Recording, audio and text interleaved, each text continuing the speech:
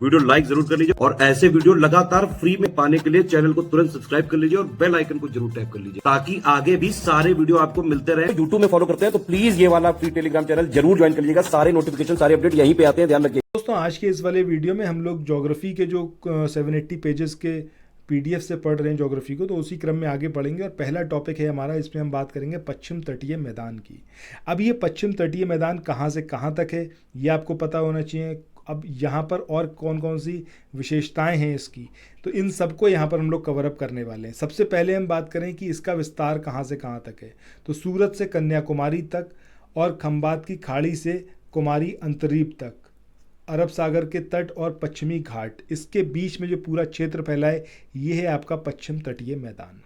दूसरी बात, इसकी अधिकतम चौड़ाई गुजरात में नर्मदा और ताप्ती के मुहाने के करीब है, तकरीबन 80 किलोमीटर। और पश्चिम तटीय मैदान में बहने वाली नदियां जो हैं वो छोटी और तीव्रगामी होती हैं। तो ये जो पश्चिम तटीय मैदान है, यहाँ की नदियों की एक विशेषता है कि नदियों की लंबाई ज़्यादा नहीं होती, छोटी होती हैं और तीव्रगामी होती हैं, यानी कि तेज़ बहने वाली होती हैं। नदियां मुहाने पर डेल्टा नहीं बनाती हैं, ये ज़रूर याद रखिएगा। यहाँ पर ज्वार नदमुख या फिर एसोचरी का निर्माण करती हैं। और पश्चिम तट पर पश्चजल पाए जाते हैं जिन्हें केरल में कोयल कहते हैं। एग्जाम्पल की बात करें तो वेम्बनाड और अष्टमुडी इसके एग्जाम्पल हैं। लोग उत्तर प्रदेश पीसीएस की तैयारी कर रहे हैं, आप आरओ की तैयारी करना चाहते हैं, बीईओ की तैयारी करना चाहते हैं, इन तीनों एग्जाम की अगर आप तैयारी करने चाहते हैं तो स्टडी फॉर सिविल सर्विसेज के कोर्सेज को आप ज्वाइन कर सकते हैं कंप्लीट तैयारी के लिए। ये वन स्टॉप डेस्टिनेशन है, यहाँ पर आपको सब कुछ मिलेगा, जिसमें स्टडी मटेरियल रहेगा, टेस्ट सीरीज रहेंगी, पेड क्विज रहेंगी, सब कुछ आपको एक ही जगह पर मिलेगा।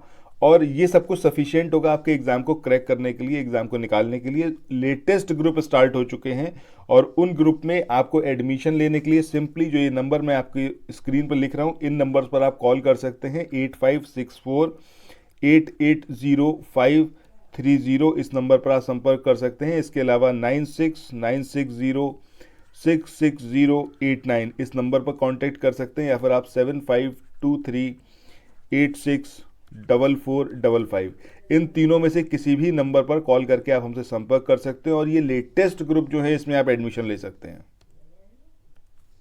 अब ये पश्चजल होता क्या है, तो ये एक प्रकार का लेगून होता है। इसका निर्माण नदियों के मुहाने पर बालू के जमाव के कारण बनता है। पश्चिम जो मैदान है इसको 4 भागों में डिवाइड किया जा सकता है। गुजरात का मैदान, कोंकण का मैदान, कन्नड़ या फिर कर्नाटक का मैदान जो कि गोवा से मैंगलोर तक है। ऐसे ही गुजरात के मैदान की बात करें, गुजरात का तटवर्ती क्षेत्र आता है इसमें। कोंकण की बात करें, दमन से गोवा के बीच का जो पूरा मैदान है ये कोंकण का मैदान कहलाता है। मालाबार के मैदान की बात करें तो ये मंगलौर से कन्याकुमारी के बीच का जो पूरा पार्ट है। अब सबसे पहले बात करते हैं गुजरात के मैदान की। अब इसमें कुछ एक इम्पॉर्टेंट पॉइंट हैं जो आपको याद होने चाहिए। पहली बात, इसके अगर हम तट की बात करें तो गुजरात का जो आपने मैप देखा हुआ है कुछ इस तरीके से गुजरात का मैप है, ठीक है। अब यहाँ पर क्या है, बहुत मतलब कटिंग टाइप की है, कभी तट अंदर जा रहा है कभी बाहर आ रहा है, बहुत ज़्यादा काट छांट हो रखी है, ठीक है। तो अब हुई तो ये नेचुरली है, किसी इंसान ने तो करी नहीं है, बट इसकी वजह से क्या है, तट पर सरकीक, कोरी क्रीक और कच्छ की खाड़ी, खंबात की खाड़ी ये वहाँ पर लोकेटेड है। और यहाँ पर जो तट है वो काफ़ी कटा छटा है, जो मैंने अभी आपको बताया। अब इसमें पहली बात ये होती है कहाँ से कहाँ तक है, तो सौराष्ट्र से सूरत तक ये जो है पूरा विस्तृत है गुजरात का मैदान। इसका ढाल जो है वो पश्चिम और दक्षिण पश्चिम की ओर को है। और इसका जो भीतरी क्षेत्र है वो कांप मिट्टी के वजह से कैसा है, फर्टाइल है।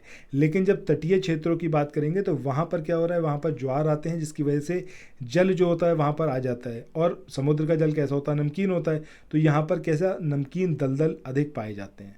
सो ये बात किसकी हो गई, गुजरात के मैदान की।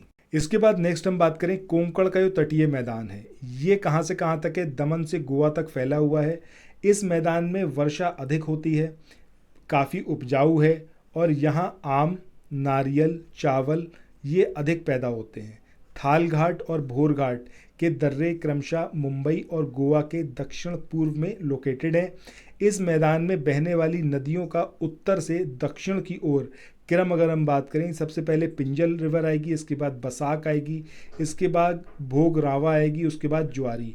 तो ये जो क्रम है नॉर्थ टू साउथ, ये एज इट इज़ याद रखना है इन रिवर्स का, जो कि कोंकण के तटीय मैदान में पड़ती हैं। कौन कौन सी? सबसे पहले पिंजल आएगी, इसके बाद बसाक आएगी, इसके बाद भोगरवा और उसके बाद ज्वारी। ज्वारी मतलब सबसे आखिरी में आ रही है।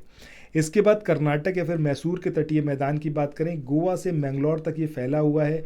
उत्तरी भाग इसका सकरा है, लेकिन दक्षिणी भाग अधिक चौड़ा है। वर्षा की अधिकता और ताप अनुकूलता के कारण सुपारी, गर्म मसाला, केला, आम, नारियल, चावल ये यहाँ पर अधिक पैदा किए जाते हैं। यहाँ पर पूर्व की ओर ढाल पाया जाता है और सीढ़ी नुमा ढालों पर, घाट के पश्चिमी ढालों पर काजू, केरल, आम, सुपारी, कहवा यानी कि कॉफ़ी, काली मिर्च इसकी बागवानी की जाती है। नदियों का उत्तर से दक्षिण का क्रम बात करें तो सबसे पहले कालिंदी रिवर, इसके बाद शरावती, इसके बाद नेत्रावती। ये क्रम है नदियों का नॉर्थ से साउथ। इसके बाद अगले मैदान की बात करें, मालाबार का तटीय मैदान। कहाँ से कहाँ तक है? मैंगलोर से कुमारी अंतरीप तक। ये लंबे और सकरे अनूप, लेगून या फिर कयाल यहाँ पर पाए जाते हैं। पेरियार जो है वो इसी झील में बहने वाली सबसे लंबी रिवर है। ठीक है, तो ये याद रखना है, सबसे लंबी रिवर मालाबार के तटीय मैदान में कौन सी है? यह है आपकी पेरियार। यह तट कांप और महीन लेटराइट मिट्टी से निर्मित है और यहाँ की जलवायु उष्ण और आर्द्र है। यहाँ पर रबर, सिंकोना, कहवा यानी कि कॉफ़ी, गरम मसाला, पान, नारियल, लेमन, अनेक फल, रोशा, घास ये आदि जो हैं इनके फार्म पाए जाते हैं। चाय भी यहाँ पर उगाई जाती है। चाय जो है वो उभरे ढालों पर पैदा की जाती है। धान और गन्ने की खेती जो है वो निचले मैदानों में अधिक की जाती है।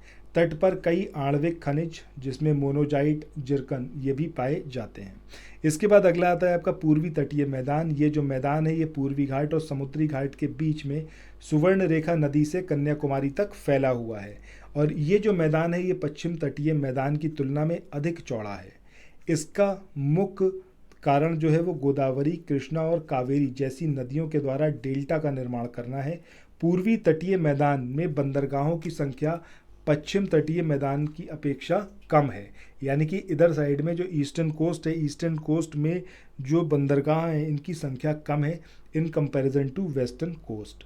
इसे महानदी और गोदावरी नदियों के बीच उत्तरी सरकार तट तथा कृष्णा और कावेरी नदियों के बीच कोरोमंडल तट कहा जाता है। मतलब इसको डिवाइड करा गया है दो में, एक है आपका उत्तरी सरकार तट और दूसरा है कोरोमंडल तट। कहाँ से कहाँ तक? जब हम उत्तरी सरकार तट की बात करेंगे तो महानदी और गोदावरी नदियों के बीच का जो पूरा एरिया है ये क्या कहलाएगा? आपका उत्तरी सरकार तट।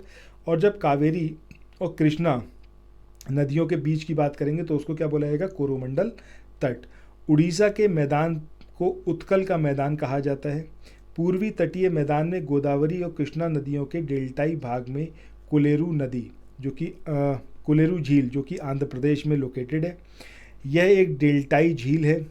पूर्वी तटीय मैदान में ही दो अन्य झीलें, एक चिल्का झील जो कि उड़ीसा में लोकेटेड है और दूसरा पुलिकट जो कि आंध्र प्रदेश और तमिलनाडु की सीमा पर लोकेटेड है, ये पड़ती हैं।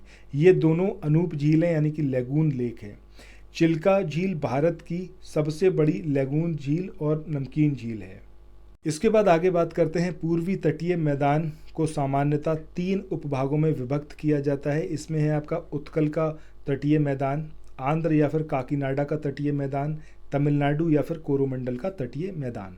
सबसे पहले बात करते हैं उत्कल का तटीय मैदान। कहाँ से कहाँ तक है? तो गंगा के डेल्टा से कृष्णा के डेल्टा तक ये पूरा एक्सटेंडेड है, विस्तृत है। महानदी के डेल्टा में अधिक चौड़ा है और यहाँ ज्वारीय वन फैले हुए हैं। मिट्टी उपजाऊ होने की वजह से चावल और जूट की खेती उत्कल के तटीय मैदान में की जाती है। आंध्रा या फिर काकीनाडा के तटीय मैदान की बात करें तो ये आंध्र प्रदेश के तटीय भाग में पुलिकट झील तक फैला हुआ है। यह पूर्णतः समतल और उपजाऊ अवसादों के जमाव के कारण सुप्रवाहित एवं सिंचित भाग है। यहाँ नारियल, केला, चावल, गन्ना, जूट, तंबाकू, कपास, तिलहन, दलहन आदि अधिक पैदा किए जाते हैं। इस तट पर विशाखापट्टनम, काकीनाडा और मसूलीपट्टनम प्रमुख बंदरगाह हैं।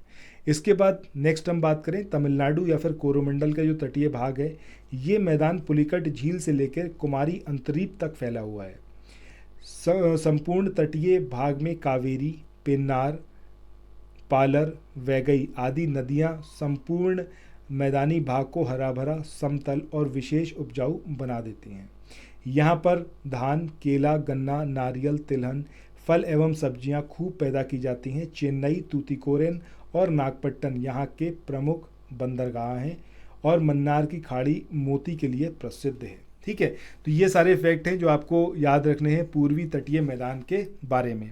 सो इसके साथ ही आज के इस वाले सेशन को यहाँ पर एंड करते हैं। अगले सेशन में हम स्टार्ट करेंगे पश्चिम और पूर्वी तटीय मैदानों के कंपैरिजन से। ठीक है, सो इसके साथ ही इस वाले सेशन को यहाँ पर एंड करते हुए इतना ज़रूर कहूँगा कि अगर आपने अभी तक चैनल को सब्सक्राइब ना किया हो तो सब्सक्राइब करिए और इस वाले वीडियो के लिंक को ज़रूर शेयर करिए। Thank you so much.